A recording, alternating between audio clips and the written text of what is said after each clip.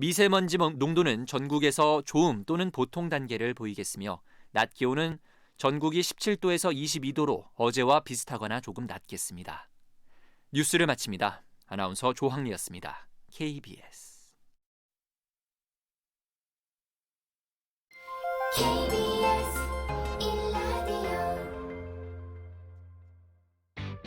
야, 왜? 점심시간에 뭐하냐? 자야지. 야, 그러지 말고 이거 한번 들어봐. 뭔데? 지금 당장 라디오를 켜봐. 나른한 오후 깨울 시사 토크쇼. 모두가 즐길 수 있고 함께하는 시간. 유쾌하고도 신나는 시사 토크쇼. 오태훈의 시사본부. 네, KBS 라디오 오태훈의 시사본부 2부 시작하겠습니다. 시사본부 청취자 여러분들의 참여 기다리고 있습니다. 샵 9730 우물정 9730번으로 의견 보내주시면 되고요. 짧은 문자 50원, 긴 문자 100원, 어플리케이션 콩은 무료로 이용하실 수 있습니다. 그리고 팟캐스트와 콩 KBS 홈페이지를 통해서 다시 들으실 수 있고 유튜브에서 일라디오 혹은 시사본부 이렇게 검색하시면 오태훈의 시사본부 영상으로 만나실 수 있고 유튜브 댓글로도 의견 보내주실 수 있습니다. 매주 화요일에는 현안 둘러싼 여야 의원들의 가감없는 설전이 있는 정치화투와 함께합니다. 오늘도 더불어민주당 김성환 의원 나오셨습니다. 어서 오세요. 네, 안녕하세요. 서울 노원의 김성환입니다. 네, 그리고 자유한국당 백승주 의원 자리하셨습니다. 어서 오세요. 예, 안녕하세요. 경상북도 구미의 자유한국당 백승주 의원입니다. 예. 2020년 4월 15일이 21대 국회의원을 뽑는 총선거 날입니다. 예, 6개월도 채 남질 않았습니다. 본격적으로 이제 여야 모두 내년 총선 준비에 들어갔습니다. 더불어민주당 쪽부터 살펴보겠습니다. 이해찬 대표가 대대적인 물갈이 공천 카드를 꺼내 들었다고 합니다. 하위 20% 의원들을 가려내서 페널티를 주는 이런 지금 아마 계획들이 진행되는 것 같은데 여기에 대해서 김성환 의원께서 좀 말씀해 주세요. 예, 19대 국회까지는 하위 20% 국회의원들에 대해서는 아예 그냥 컷오프를 해서 출마 자격을 부여하지 않았는데요. 그것이 너무 가혹하다고 해서 네. 20대부터는 그러니까 불출마자는 빼고 출마 희망자에 한하여 20%에 대해서 경선 과정에서 20% 페널티를 적용하는 그런 규정을 이제 올해 처음으로 도입을 하는데요. 예. 그 과정에서 굉장히 객관적인 자료들을 많이 이제 정량, 정성 평가를 하게 되어 있습니다. 그래서 공정하게 평가할 텐데 그 자체가 뭐 물갈이의 신호탄이라고 보기는 어렵고 다만 우리 당내 의원들에 대해서 당이 책임을 지고 당내 의원들이 얼마나 성실하게 의정활동을 했는지 또 지역활동을 얼마나 잘했는지를 평가하는 중요한 기준이 될 거라고는 생각합니다. 그 하위 20%가 그러면 의원들에게만 개별로 통지가 되나요? 아니면 전체 명단이 공개가 되나요? 그게 가장 큰 쟁점입니다. 이제 그 자체가 뭐 불출마의 기준이 되는 건 아닙니다만 예. 하위 20%에 들었다는 것만으로 일종의 낙인 효과가 있기 때문에 예. 그것을 대외적으로 발표할지 아니면 당사자에게만 통지할지에 대해서는 아직 정해지진 않았고요. 정해지지 않았고요. 네, 뭐 조만간 정해야겠죠. 이런 그런 뭐 하위 20%에 대해서 불이익을 준다는 이런 것에 대해서는 백승주 의원께서는 어떻게 평가하세요? 뭐 나름대로 공천 과정에서 하나의 객관성 공정성을 담보받아서 혹시 공천을 받지 못한 분들에 대해서 어떤 수용할 수 있도록 여건을 만드는 그런 제도 아닐까 생각을 합니다. 네. 김성환 의원께서도 혹시 그 안에 들어가실 수도 있지 않을까 싶은 죄송스러운 말씀을 네, 네, 이제 본격적인 평가를 한다고 해서 저도 이제 그 소위 채점표를 봤더니요. 예. 대표 발의한 법안은 몇 개나 되냐, 뭐 상임이나 본회의 출석은 잘 했냐, 이 공직윤리의 기준은 적절하게 지켰냐, 네. 그리고 소위 국민들하고 소통은 잘 했냐, 지역구의 공약은 잘 지켰냐, 주민들하고의 관계는 원만하냐, 이런 거를 다면 평가도 하고 여론조사도 하고 그래서 굉장히 객관적으로 평가를 하게 되어 있어서 예, 예. 굉장히 걱정인데 저는 또 보궐로 들어와서 지금 의정 활동을 한 지가 얼마 안 됐잖아요.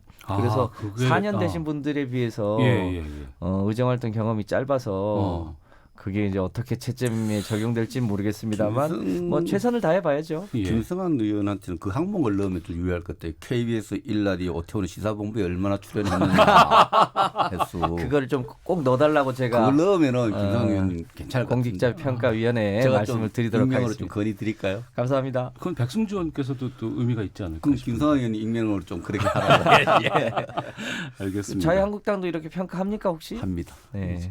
요즘 당무감사를 며칠 전에 받았습니다만 네. 꼼꼼하게 당무감사를 지금 시작해서 당협위원장들 원내외에 대해서 아주 엄격하게 잣대를 가지고 당무 평가를 지금 하고 있습니다. 그 당무 감사는 주체가 어디인 거예요? 사무처원으로 구성돼서 TF를 구성해서 전 지구당에 대해서 조사를 하고 있습니다. 같은 잣대를 하고 있습니다. 더불어민주당의 경우에는 지금 그 불출마 선언을 하신 분들이 꽤 계십니다. 네. 이철희 의원이 지난달 15일 날 선언을 했고 그 이후에 이제 표창원 의원도 불출마하겠다고 했고 원혜영 의원도 지금 불출마를 하신 것으로 선언하신 것으로 알고 있거든요. 원혜영 의원은 아직 공식적으로 표명하신 건 아니고요.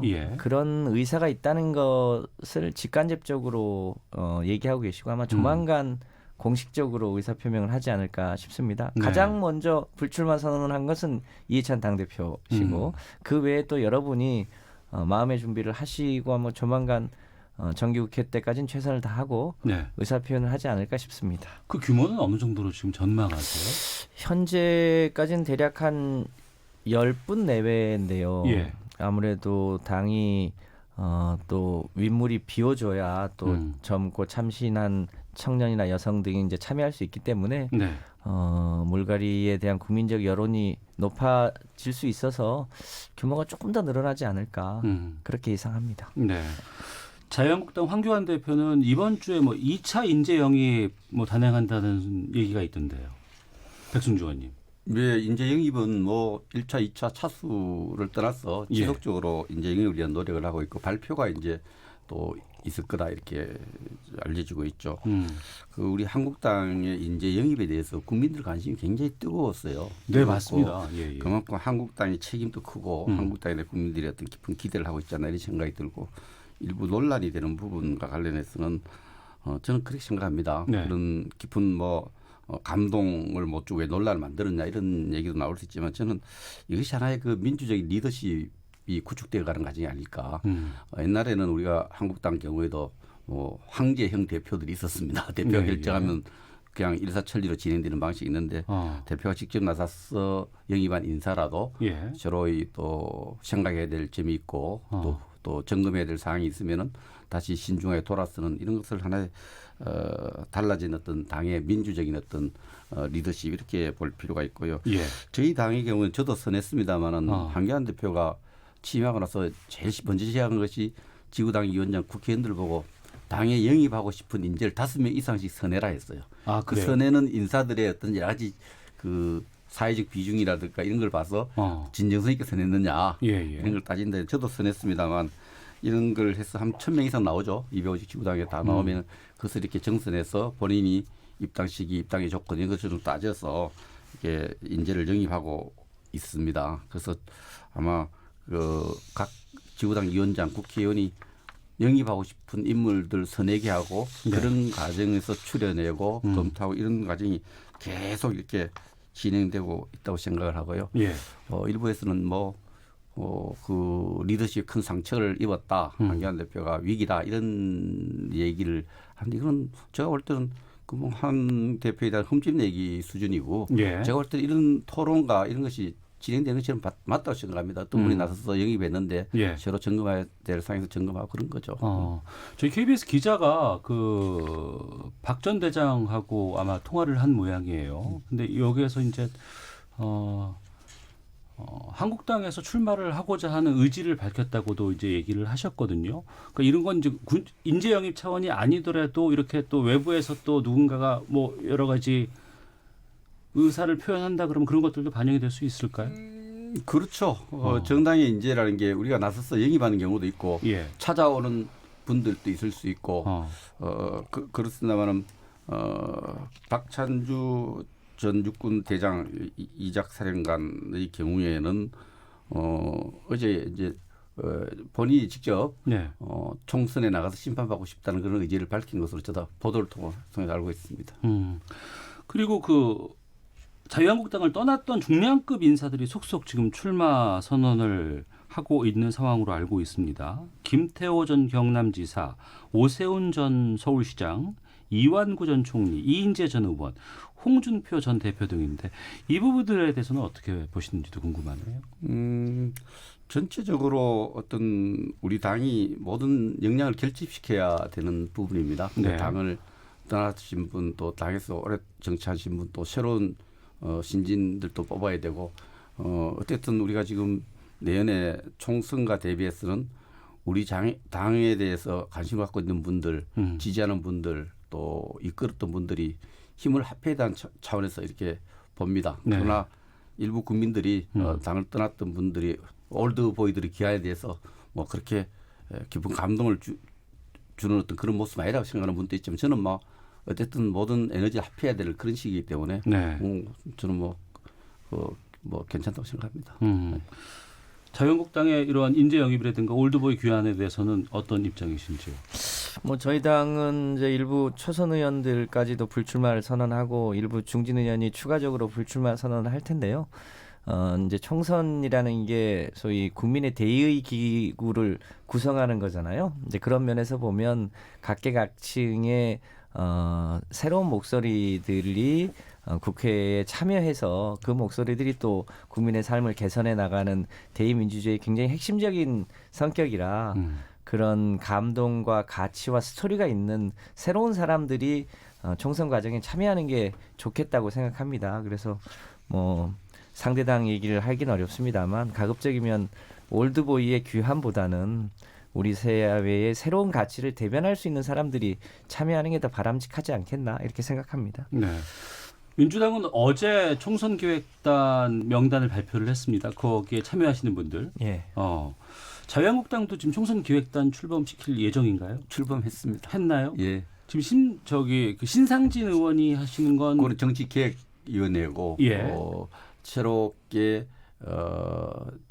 총선 기획단을 구성해서 발표했습니다. 여기에서 이제 공천 룰 같은 것 논의가 시작되나요? 그러면? 그래서 총선에 대비한 공천에 관한 큰 그림, 예. 또 여러 가지 총선 준비와 관련해서 필요한 어떤 이런 여러 가지 절차들에 대해서 의논할 겁니다. 네. 그야말로 이제 자유한국당, 더불어민주당 본격적인 총선 시즌으로 이제 들어가고 그렇습니다.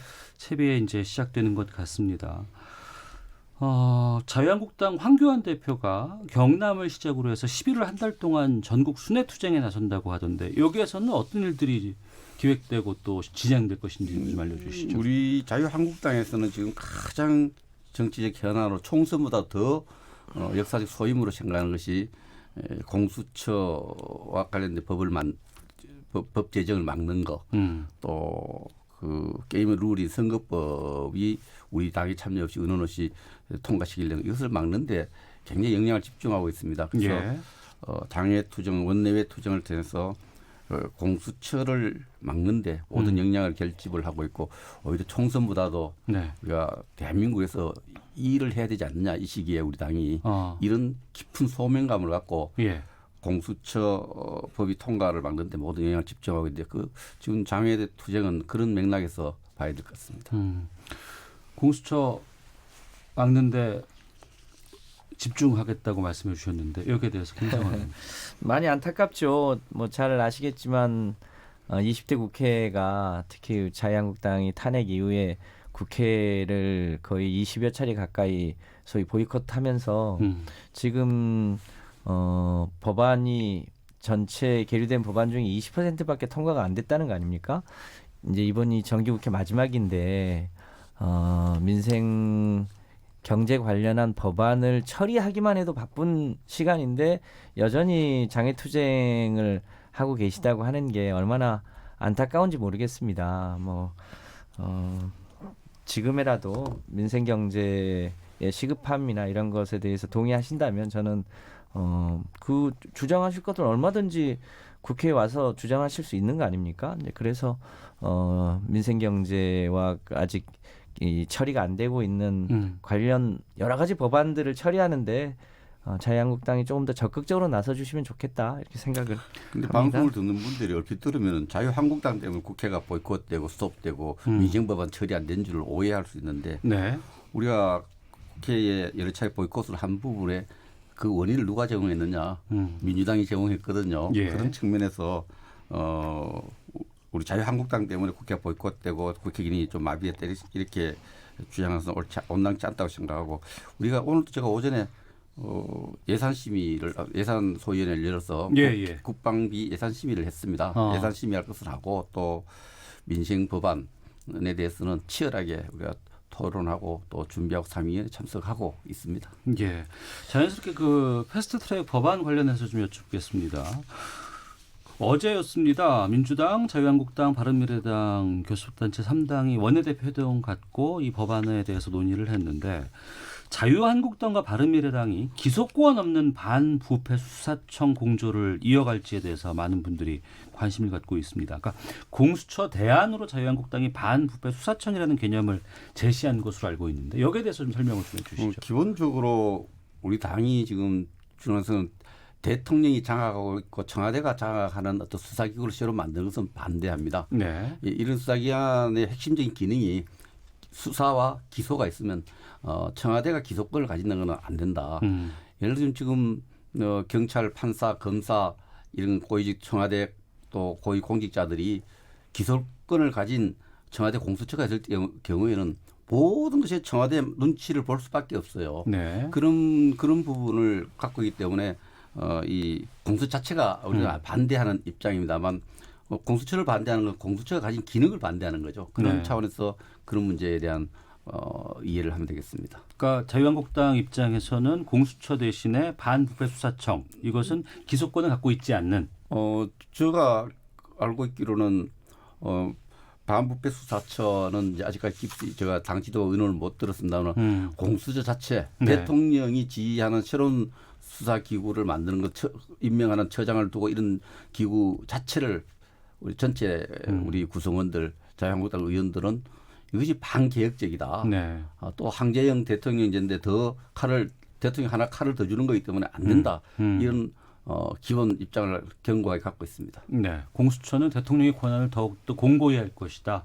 무소불위의 권력이 그야말로 이쪽에서 나올 수 있을 것이다라는 우려도 지금 펴고 근데 계시는데요. 검찰에서 권력을 좀 약간씩 뺏은 권력을 누가 가져가느냐? 대통령이 갖고 가는 거예요. 대통령 권한이 강화되는 거죠. 예. 안 그래도 지금 대통령 권한이 세다고 황제인 대통령제를 하는데 거기다 다시 칼을 하나 더 얹어주는 것은 이거 반개혁적이고 반정치 개혁적이고 반검찰 개혁적인 발상이다 이렇게 생각을 하고 있습니다. 네. 여기에 대해서 김성환 의원님. 네, 얼마 전에 모 방송의 그 시사 프로그램에서 대한민국 검찰과 그 검찰의 스폰서와 그리고 대한민국의 소위 이제 기업가들이 어떻게 소위 이 커넥션이 연결되면서 부패의 고리가 형성되는지 그것을 아주 뭐랄까 적나라하게 보여주는 프로그램이 있었는데요. 그만큼 이제 소위 수사와 기소를 독점하고 있는 검찰이 얼마나 무소불위의 권력을 갖는가에 대해서 국민들이 많이 지금 느끼고 있거든요. 그 검찰에 대한 일종의 견제 그리고 우리 사회 고위 공직자들이 법 앞에 평등할 수 있다고 하는 것 그것을 하기 위한 도구로서의 공수처를 만들려고 하고 있고 그래서 이것에 대해서는 많은 국민이 지금 찬성하고 있는 거 아닙니까?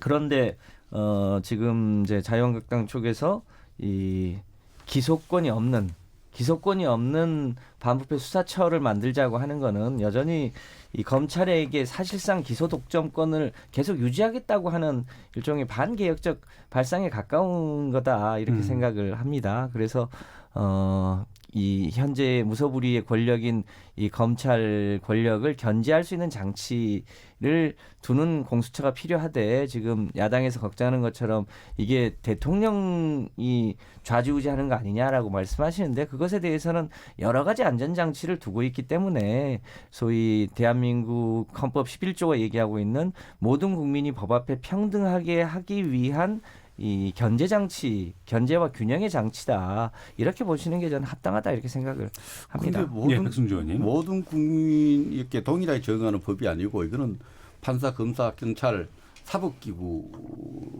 대해서 차별적으로 수사 대상을 하도록 하기 때문에 헌법 정신도 위배되는 측면이 있어요. 있고 네. 이게 이제 처장을 누가 임명하는가가 중요하지 않습니까? 그래서 네. 대통령이 임명한 처장이 또 그 구성원을 그 처의 수사 요원과 검찰들을 다 구성하게 되기 때문에 아마 이것은 레임덕 방지법이 될 가능성이 많다. 보통 정치 현상을 보면 권력 현상을 보면 한 이제 반환점을 돌고 나면은 네. 검찰이 청와대 말을 잘 안 들어요. 네. 그런데 이 공수처가 생기면은 검찰 경찰이 말을 잘 듣게 돼 있어요. 그래서 저희들이 볼 때 레임덕 방지법이다. 네. 이렇게 판단하고 있는 거고 이것은 반 검찰 개혁적이고 검찰의 자율성을 엄청나게 손상시키는 법이다 이렇게 생각을 하고 있습니다. 예. 문재인 대통령이 오는 9일로 임기 반환점 맞습니다. 이 부분에 대해서는 저희가 잠시 뒤에 계속해서 두 분과 함께 말씀 나누겠고요. 청취자 의견 잠깐 소개해드리겠습니다. 3008번님, 국회의원도 일반 국민처럼 정년 두는 건 어떨까요? 아니면 선수 제한을 두는 건 어떨까요? 국회의원 물갈이가 절실합니다. 567 하나님, 청년에게 갑질한 박찬주 대장을 영입하는데 이 나라의 젊은 군인과 청년들이 한국당을 지지할 수 있을까요? 모든 당이 인재 영입에 신중을 기했으면 좋겠습니다라는 의견도 보내주셨습니다. 더불어민주당의 김성환 의원, 자유한국당 백승주 의원과 함께 정치의 화투 헤드라인 뉴스 듣고 잠시 뒤에 다른 주제로 이어가도록 하겠습니다. 이낙연 국무총리는 9일이면 우리 정부가 출범한 지 2년 반이 된다며 내각은 국민의 꼬지람을 무겁게 받아들이고 새로운 출발을 한다는 각오로 국정에 임해야겠다고 말했습니다. 더불어민주당 이인영 원내대표는 자유한국당 영입 대상으로 검토돼 논란이 빚은 박찬주 전 육군대장의 기자회견과 관련해 한국당 황교안 대표에게 공개 해명을 요구했습니다. 우리나라 외환 보유액이 한 달 전보다 30억 달러 늘어난 4,063억 2천만 달러로 집계돼 9개월 만에 사상 최고치를 기록했습니다. 앞으로 공인중개사가 부동산 계약을 중개할 때 중개 수수료를 계약서 작성 단계부터 협의해야 합니다. 또 한국감정원에 부동산 중개업자의 부당 행위를 신고받아 처리하는 부동산 거래질서 교란행위 신고센터가 설치됩니다. 일본 언론들이 문재인 대통령의 제안으로 한일 정상이 환담을 나눈 것과 관련해 미국을 향해 대화에 노력하는 자세를 보여주기 위한 것이라고 보도했습니다. 지금까지 라디오 정보센터 조진주였습니다. 이어서 기상청의 송소진 씨입니다. 미세먼지와 날씨 정보입니다. 지금 대부분 지방에서 먼지 농도가 보통 단계를 보이고 있지만 충북과 전북 지역은 농도가 다소 높은 상태입니다. 초미세먼지 농도의 나쁨 기준인 35 마이크로그램을 조금 웃돌고 있는 곳이 있는데요. 대기 확산이 원활한 상태여서 이 지역의 농도도 차츰 떨어지겠고 오늘 전국이 보통에서 좋음 단계의 먼지 농도를 유지할 전망입니다. 오늘 전국이 대체로 맑겠고 낮 기온은 서울 18도, 대전 19도, 광주와 대구 20도까지 오르면서 오늘까지는 평년 기온을 웃돌겠습니다. 하지만 밤사이 북쪽에서 찬 공기가 밀려 내려와 내일 아침에는 서울 6도, 대구 7도 등으로 오늘보다 2, 3도가량 떨어져 많이 쌀쌀하겠고요. 기온은 점차 내림세를 보이면서 절기 입동인 금요일에는 서울의 아침 기온 2도, 전주 3도까지 떨어져 추워질 전망입니다. 현재 서울의 기온은 16.7도입니다. 미세먼지와 날씨 정보였습니다. 이어서 이 시각 교통 상황을 KBS 교통정보센터 김한나 씨가 전해드립니다. 네, 이 시각 교통정보입니다. 중부 내륙고속도로 양평 방향으로 감곡 부근은 작업의 사고 여파까지 받고 있는데요. 감곡 부근에서 발생한 승합차 관련 사고 때문에 전차로가 통제되다가 방금 전부터 1차로는 통행이 가능해졌습니다. 하지만 감곡 부근 4km 구간에서 정체가 심하니까요. 참고하시기 바랍니다. 반대 창원 쪽은 감곡 부근 2차로에서 노면 보수 작업 중이라 6km 구간에서 정체가 심하고요. 또 더 가서도 창원 쪽은 충주분기점 부근과 충주 부근 그리고 문경세제 부근 4km 구간에서 작업 여파를 받고 있습니다. 중부고속도로 하남 쪽으로 호법분기점 부근 갓길에서는 고장난 화물차를 처리하고 있고요. 논산 천안고속도로 논산 방향 탄천 부근 1차로에서 중앙분리대 개량 작업 중으로 2km가 정체되고 있습니다. 경부고속도로는 부산 쪽으로 작업을 하는 입장 휴게소부터 밀리고 있습니다. KBS 교통정보센터였습니다.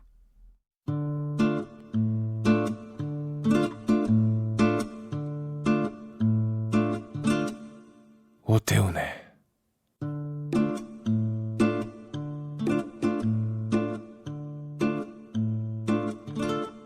시사본부. 네, 화요일 정치화투 더불어민주당 김성환 의원, 자유한국당 백승주 의원과 함께하고 있습니다. 청취자 의견 소개해드리고 다시 시작하겠습니다. 5644님, 국민의 대다수가 공수처를 원하는데 왜 한국당이 이처럼 반대하는지 이해되지 않습니다. 기본적으로 국회의원은 국민을 대변하는 사람 아닌가요? 라는 의견도 있고요. 또 0580님께서는 공수처에 수사권, 기소권을 다 주는 것 위험하다고 봅니다. 악용될 여지가 있지 않겠습니까? 라는 의견도 주셨습니다. 이번 주 토요일입니다. 오늘 9일이 문재인 대통령 임기 반환점을 맞습니다. 취임 후 30개월. 여야는 현안들마다 부딪혔고 또 최근 조국 장관, 전 장관 사퇴로 광장에서마저 여론이 분열돼 충돌한 상황도 연출되기도 했습니다. 두 분이 보시는 취임 30개월 어떻게 평가를 하실지 먼저 백승주 의원께서. 예, 뭐 제가 볼 때는 그 취임 전반기 동안에 가장 큰 잘못된 부분을, 뭐 잘된 부분은 또 김성환 의원 할 테니까 네네. 잘못된 부분을 좀 말씀드리면은 국민을 두 동강, 세 동강, 네 동강을 분열시켰다. 분열의 1차적 책임을 갖고 있다 이렇게 생각을 하고요. 하나의 통합 위기를 만들어냈고 또 제가 지역구에 주말 되면 한 500명씩 만나는데 제가 만나는 분들은 이러다가 남북 연방제로 가는 거 아니냐. 체제의 어떤 정통성, 국가의 정체성이 하나의 위기의식을 만들어냈다. 이것도 대단히 잘못된 거라고 생각을 하고요. 이 여의도에서 보면은 또 정말 협치를 실종시켰거든요. 예. 이것도 야당 때문에 이렇게 이야기할 수 있지만은 그 거의 좀 공포 분위기 같은 것이 조성되었던 이것도 잘못된 것 같아요. 공포 분위기요? 예, 사회 전반적으로 좀 엄습하고 있는 공포 분위기가 좀 있는 것 같고요. 또 이 협치가 실종된 거. 또 제일 안타까운 것은 국가 경영과 관련해서 너무 과거에 포커스를 맞추다 보니까 미래 대비, 미래 준비에 매우 소홀히 해서 우리 나라의 어떤 성장 동력이랄까 길을 잃고 있다. 네. 이렇게 봅니다. 특히 외교안보 분야에 제가 관심을 갖고 보는데 그 2년 반 전에 비해서 우리 외교안보의 위상, 국가의 위험, 국가의 모습이 굉장히 고립무원으로 가고 있지 않느냐 이런 생각이 들어서 여러 가지 위기를 지금 만들고 있다 이렇게 생각을 하고 있습니다. 네, 고립무원 위기에다가 글쎄요, 분열의 제일 책임은 대통령에게 있다라는 의견도 주셨습니다. 김성환 의원님. 네, 잘 아시겠습니다만 박근혜 최순실 국정농단 때문에 대통령 탄핵이 있었고 이제 그 이후에 문재인 정부가 출범했잖아요. 네. 그러다 보니까 인수위원회도 없이 출범을 했었죠. 그래서 적폐청산의 과제들이 있었고 뭐 북핵 위기도 있었고 미중 무역 갈등은 이제 계속돼 왔고요. 또 얼마 전에는 이제 일본이 강제노동 피해자 건 때문에 경제 보복을 하는 그런 여러 가지 위기 상황들이 쭉 있어 왔습니다. 네. 이제 그것을 극복해 나가는 이제 과정에 있었는데요. 다행히 이제 북미 간의 협상도 곧 다시 재개될 것 같은 희망이 보이고 또 어제 아셈 회의에서 한일 관계도 아직 뭐 확정적이진 않지만 네. 좀 미래지향적으로 풀어보자고 하는 기대도 이제 갖게 됐고요. 또 일본의 무역 보복이 있었습니다만 이 한국의 소재 부품 장비 산업 육성 등을 통해서 또 극복해 나가는 과정들이 있어서 여전히 민생 경제가 어려운 것은 사실입니다만 앞으로의 여러 가지 희망들이 예고돼 있어서 갈 수 있을 것 같다고 판단이 됩니다. 근데 여전히 우리 사회가 이제 장기적으로 4차 산업혁명이 어떻게 잘 대응할 건지 그리고 세계적 차원의 기후 위기는 또 어떻게 대응할지 또 한국 특유의 초저출산 문제는 또 어떻게 대응할지 이런 게 이제 집권 하반기에 주요한 민생 경제의 과제이기 때문에 말씀하신 대로 야당들하고 협치를 통해서 네. 이런 여전히 해결하고 있지 못한 중장기 과제들을 적극적으로 당정과 여야가 함께 해결해 나가야 될 숙제이다라고 생각을 합니다. 남은 기간 또 그 문제를 국민들하고 같이 잘 풀어보도록 하겠습니다. 네. 지난 30개월 동안 국정 지지도가 수차례 희비를 겪었습니다. 여러 가지 뭐 급등락이 있기도 했었고요. 또 자세한 수치는 저희가 좀 말씀드리긴 좀 애매합니다만 전반적인 지난 30개월 동안의 국정 지지도 추이를 두 분께서는 어떻게 보시는지도 궁금하고요. 백승주 의원님. 일주일에 여러 차례씩 이렇게 여론조사 결과가 나오고 대통령에 대한 지지도가 나오는데 그 하나하나 숫자에 저는 의미를 부여하지 않고 하나 추세 혹선을 보면은 높은 기대를 갖고 출발했죠. 그 기대가 지지도로 나타났다가 지금 깊은 실망으로 이게 추세를 보면 한 80% 대에서 지금 40% 초반대로 이렇게 그 지지도가 낮아지는 급락하고 있는 그런 과정이 있다. 이 부분을 추세를 눈여겨봐야 될 것 같습니다. 그래서 이 부분을 대해서 대통령이 있는 그대로 받아들이다. 그 국민에 대한 국민의 어떤 지지도가 떨어지고 있는 원인이 뭔가? 네. 원인이 여러 가지 있지만 제일 저는 큰 원인은 오만에 있다고 봅니다. 대통령이 정말 2년 반 지나면서 처음 출발할 때 그 모습보다는 뭐 조국 장관 임명 과정 이렇게 쭉 지켜보면은 오만에 빠져 있는 자기만이 옳다, 범실론 같은 거. 내가 생각하는 게 옳다, 무조건 옳다. 이런 생각에서 좀 벗어나야 되지 않겠느냐. 오만과 자기만이 옳다는 이런 독선적인 사고로 국정을 이끌고 있는 여기서 과감하게 청산해야 된다. 그 야당과도 협치의 대상으로 생각해야 된다. 괴멸을 시켜야 된다는 대상. 이런 얘기하는 사람에 대해서 본인은 안 했지만 대통령이 안 했지만은 야당 지도지 그런 얘기를 하면 그걸 못하게 해야 됩니다. 협치의 대상으로 보고 이렇게 풀어가야 되지 않겠나. 지지율이 낮아지는 그런 하나 추세는 이어질 거로 이렇게 전망됩니다. 네, 김성환 의원님. 예, 뭐 말씀하신 대로 지지율에 뭐 일희일비할 일은 아니다라고 생각을 합니다.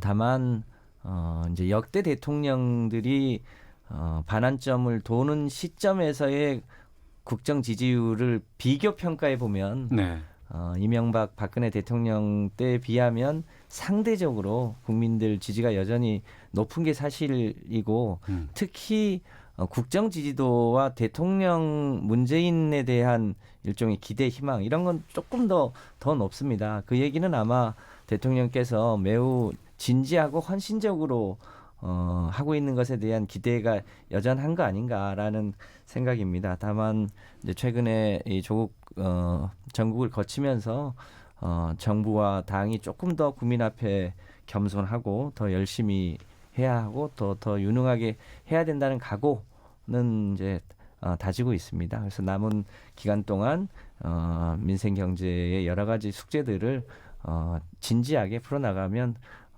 최종적인 평가는 또 국민들이 하실 거라고 봅니다. 근데 어느 정부보다 더 성실하고 열심히 할 각오 그리고 그런 노력은 있다고 생각합니다. 네.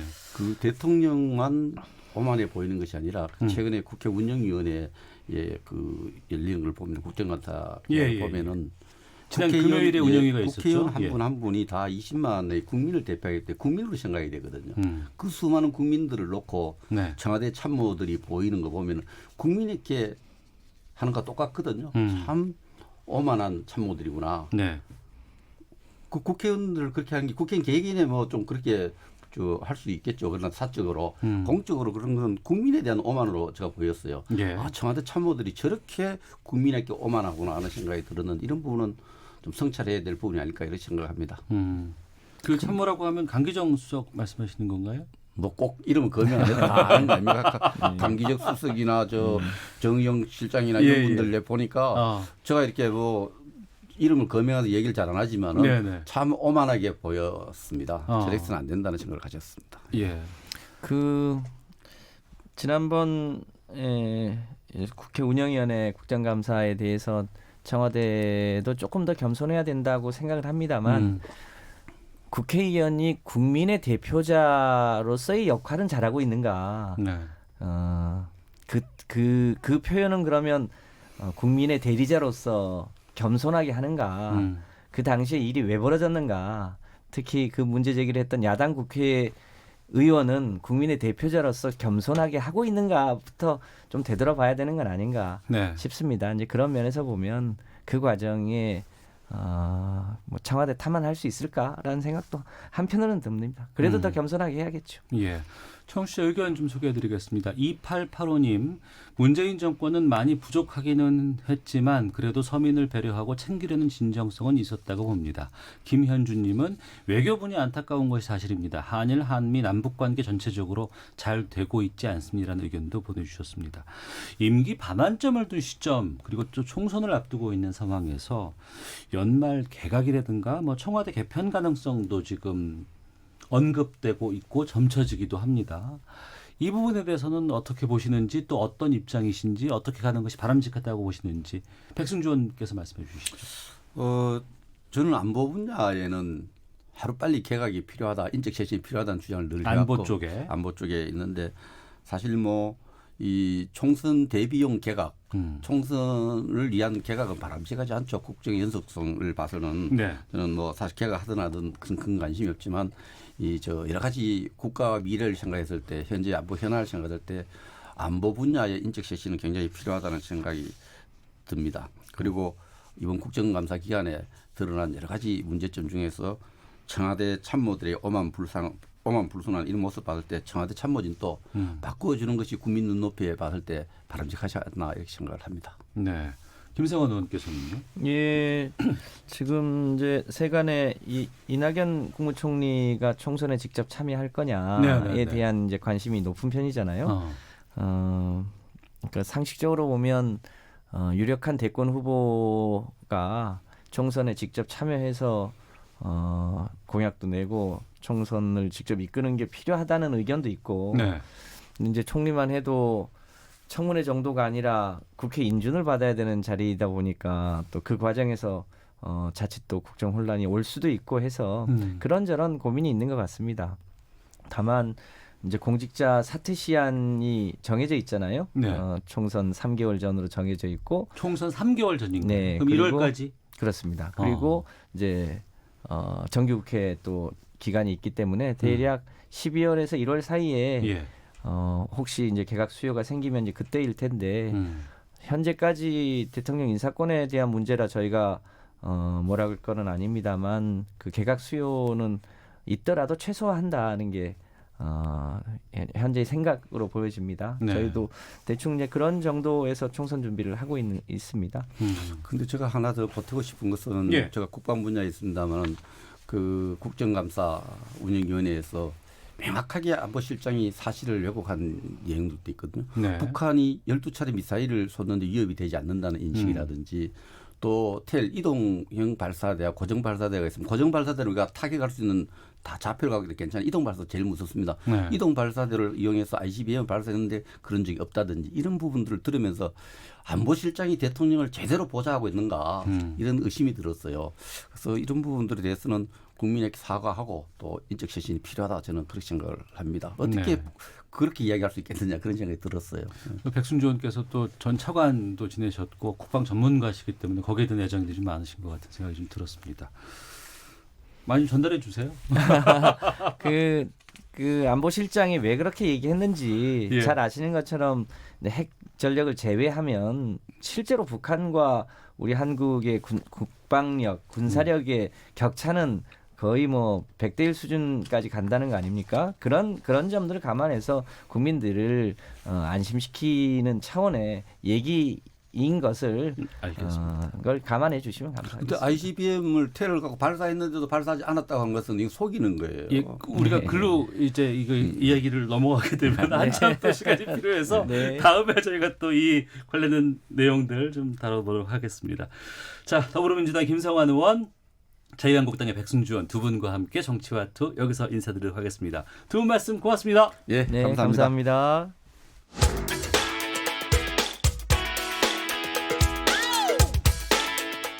오태훈의 시사본부는 여러분의